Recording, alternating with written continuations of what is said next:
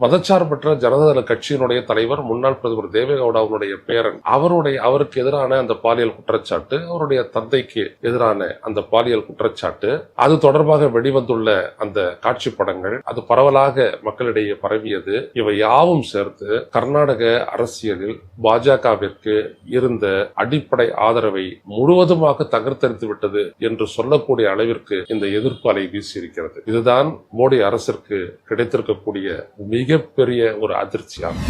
பாஜக இவர்கள் சொன்ன 370, 400 என்பதெல்லாம் பழங்கதையாகி இப்பொழுது இவர்கள் எங்கே தேர்வார்கள் என்பதை பொறுத்திருந்து பார்ப்போம் என்று சொல்லக்கூடிய அளவிற்கு மக்களினுடைய எதிர்ப்பாலை நாடு முழுவதும் வீசிக் கொண்டிருக்கிறது. அது குறிப்பாக தென்னகத்தில் இங்க இந்த பிரிஜ்வால் ரெவண்ணாவுடைய இந்த வீடியோவினால் பாஜகவிற்கு பெருத்த பின்னடைவு ஏற்பட்டிருக்கிறது. இன்றைக்கு உத்தரப்பிரதேசத்தில் 10 தொகுதிகளில் நடக்கின்றது தேர்தல். அந்த 10 தொகுதிகளிலும் பார்த்தால் அந்த வாக்குப்பதிவு என்பது மிக மிக குறைவாகவே இருக்கிறது. எனவே பாஜக ஆதரவு வாக்குகள் பெரிய அளவிற்கு பதிவாகாத காரணம்தான் இந்த வாக்குப்பதிவு குறைவுக்கு காரணம் என்று பேசப்படுகிறது. Karim's biryani paradise at liberty and catering services, கோடம்பாக்கத்தின் அறுசுவை அடையாளம்.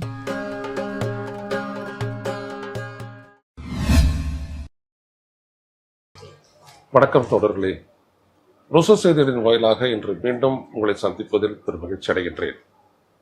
3வது கட்ட வாக்குப்பதிவு முடிவுக்கு வரும் தருவாயில் இந்த பதிவு செய்யப்பட்டிருக்கிறது. இதில் குறிப்பிடத்தக்க விடயம் என்னவென்றால், கர்நாடக மாநிலத்தில் பாரதிய ஜனதா கடந்த முறை அங்கு மொத்தமுள்ள 28 மக்களவை தொகுதிகளில் 26 தொகுதிகளை கைப்பற்றி ஒரு பெரும் வெற்றியை பெற்றது. அதுதான் அதனுடைய அந்த பெரும்பான்மை கனவை நிறைவேற்றுவதற்கு 2 முறையும் அடிப்படை காரணமானது. 2019 சரி, 14 சரி, அந்த மாதிரி. ஆனால் இந்த முறை அந்த 28 இடங்களில் பாஜகவிற்கு ஒரு 5 இடங்களாவது கிடைக்குமா என்று சொல்லக்கூடிய அளவிற்கு மிகப்பெரிய மக்கள் எதிர்ப்பலை பேக்லாஷ் அங்கே உருவாகி இருக்கிறது. அதற்கு காரணம் என்னவென்றால், ஒன்று, ஏற்கனவே சட்டமன்றத்தில் பிரதிபலித்த மோடிக்கு எதிரான அந்த அவநம்பிக்கை, பாஜகவிற்கு எதிரான அந்த அவநம்பிக்கை. இன்னொன்று, புதிதாக அங்கே முன்னாள் பிரதமர் தேவேகவுடா, மதச்சார்பற்ற ஜனதாதள கட்சியினுடைய தலைவர் முன்னாள் பிரதமர் தேவேகவுடாவுடைய பேரன் அவருக்கு எதிரான அந்த பாலியல் குற்றச்சாட்டு, அவருடைய தந்தைக்கு எதிரான அந்த பாலியல் குற்றச்சாட்டு, அது தொடர்பாக வெளிவந்துள்ள அந்த காட்சி படங்கள், அது பரவலாக மக்களிடையே பரவியது.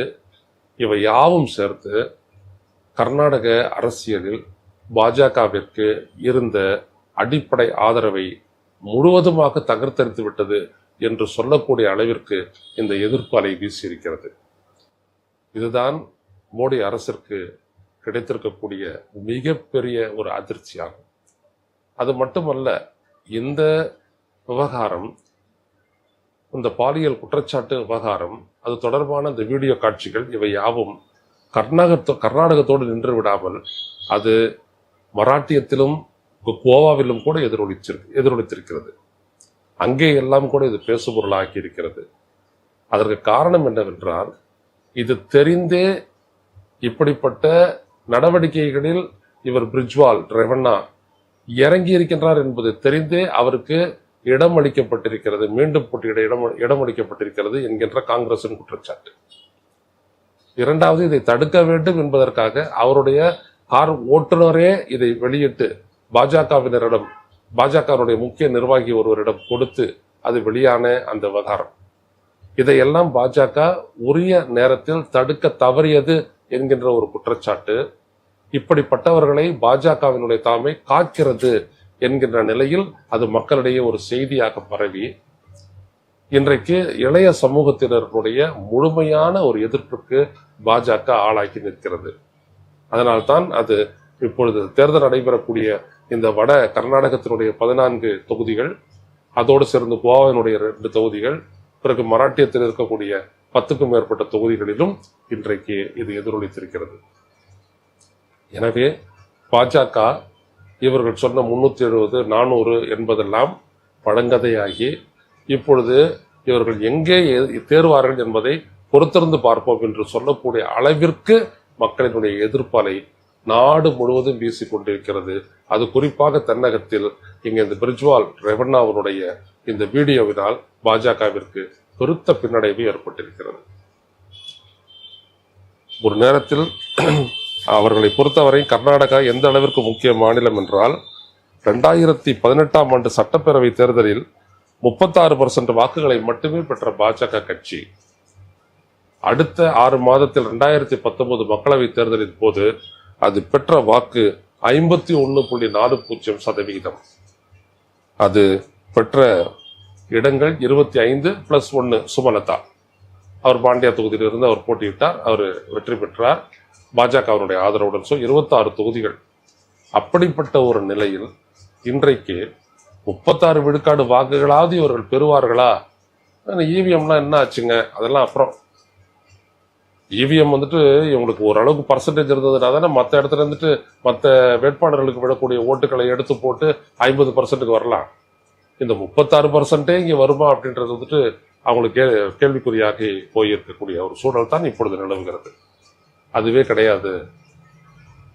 கிட்டத்தட்ட ஒரு 20%க்கு மேல பாஜக தாண்டுவதற்கான வாய்ப்பே இல்லை அப்படின்றதுதான் பாஜக தலைமைக்கு கிடைத்திருக்கக்கூடிய ஒரு அதிர்ச்சி தகவல். எனவே இவிஎம் வச்சுக்கிட்டு ஒரே மட்டும் நீங்க கீழே போயிட்டீங்கன்னா இவிஎம் வச்சுட்டு ஒன்றும் பண்ண முடியாது.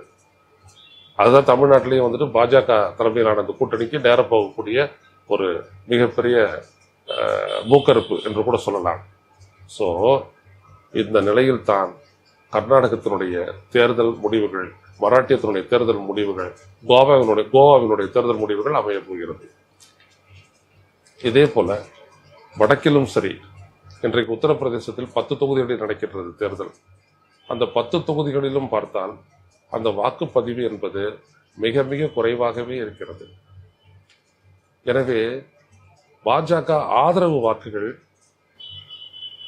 பெரிய அளவிற்கு பதிவாகாத காரணம்தான் இந்த வாக்குப்பதிவு குறைவுக்கு காரணம் என்று பேசப்படுகிறது. ஆனால் திரிணாமுல் காங்கிரஸ் கட்சி அங்கே மேற்கு வங்கத்தில் பார்த்தீர்களானால் அங்கே நல்ல வாக்குப்பதிவு நிகழ்கிறது. அதே போல எதிர்கட்சிகள் பலமாக இருக்கக்கூடிய தொகுதிகளில் எல்லாம், மாநிலங்களில் எல்லாம் அந்த வாக்குப்பதிவு பாஜக ஆளக்கூடிய மாநிலங்களில் இருக்கக்கூடிய அளவை விட அதிகமாக வாக்குப்பதிவு ஆகியிருக்கிறது.